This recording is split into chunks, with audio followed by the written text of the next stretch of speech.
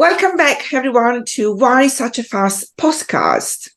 Today we have a new guest who we hope will be a regular guest on our podcast. Hi, Kate. Hi, Christina. Great to see you. Kate is an HR consultant and has her own HR consulting business. Kate, would you like to introduce yourself for our audience? Yes, definitely. So first of all, thank you for having me, Christina. It's great to be here. You're welcome.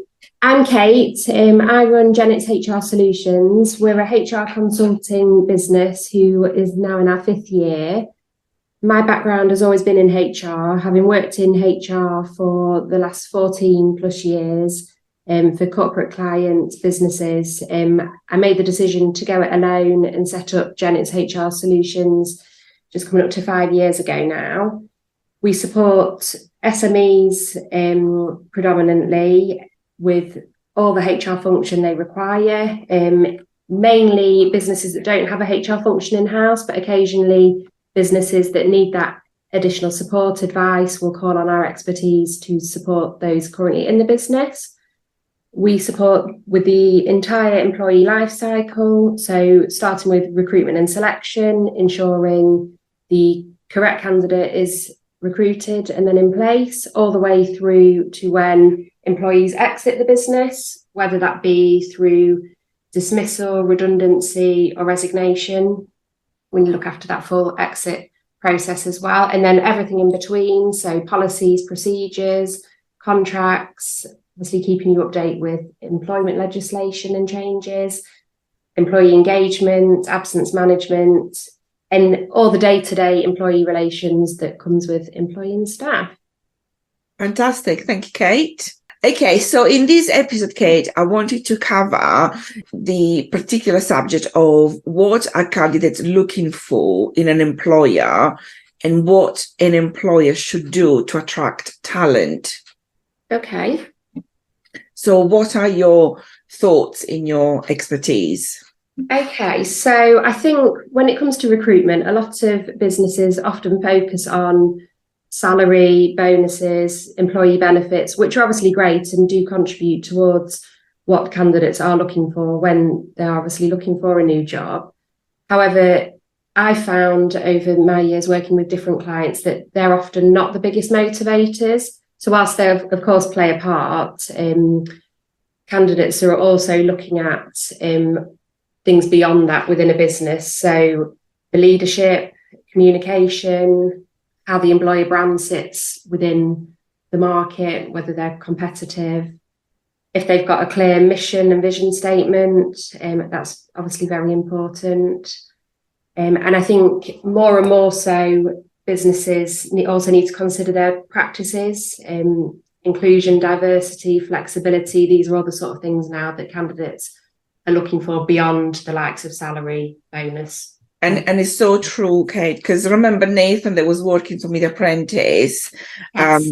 who's actually completed his apprenticeship. So that's really good. Oh, excellent. Yes. He's now looking for work. He can't find anything that offer remote working. I think employers are actually missing out on some great talent because they're not offering that flexibility. Absolutely. And I think especially since the pandemic, since obviously home working became more predominant in our working lives.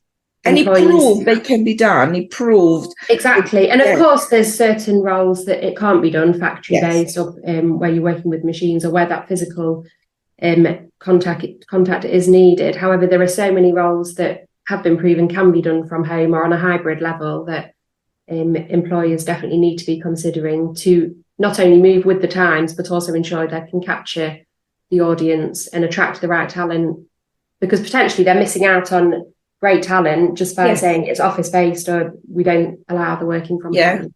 Nate is a great, talented young man, and it's a shame that it cannot find the flexibility that is now needed. And I see them more and more, that disparity between employers and employees really are not catering for the new generation. Absolutely, yeah. And I think it's important, obviously, all employees feel valued, that they have that voice, that they can communicate. And I think in terms of motivation, being told they can't work from home, knowing full well that they could, saving obviously on fuel and travel expenses, and eating into a big part of the day as well. Obviously, commuting can take up such a lot of somebody's day that they could actually be focused on the job and being productive for the business rather than sat in traffic. Absolutely, yes. Thinking back when I was working corporate and, having a workforce to manage as part of my role as head of the department, I remember I had to prepare every year a workforce plan in terms of what are the type of skills that we need going forward, whether we could achieve those through training and development, or whether we needed to recruit externally because we didn't have that. And it's interesting because all of the knowledge and experience that I have accumulated within my corporate career, I now use in my consulting business. And I'm sure you do too as well, Kate. Absolutely. Which actually what that does, it enables organic growth with my existing client. While my main offering is GDPR, and I'm very passionate about it, but I use all of my other skill set that I have into delivering that GDPR because they are related and they're complementary to it. And this then leads to client to want to get me more involved in the organization in other aspects of the organization, like, process mapping, risk management, etc. So I then become more of a strategic partner. And it's great for me because it gives me great job satisfaction. It's also great for the client because they get so much more value. And I think that one of the things that employers are missing out is they're not looking at the bigger picture of what that candidate can offer. I totally agree. And I work in a very similar way. Some of the things that clients now have me involved with on a day-to-day basis, there's always that link, obviously, to the HR practice, process, legislation. However, I'm much more of a strategic partner as well and can be involved in the day-to-day running of the business or almost on an operation level, and where I'm actually going into clients' offices as an additional arm to the business outside of obviously my HR offering. Yes, exactly. Yeah.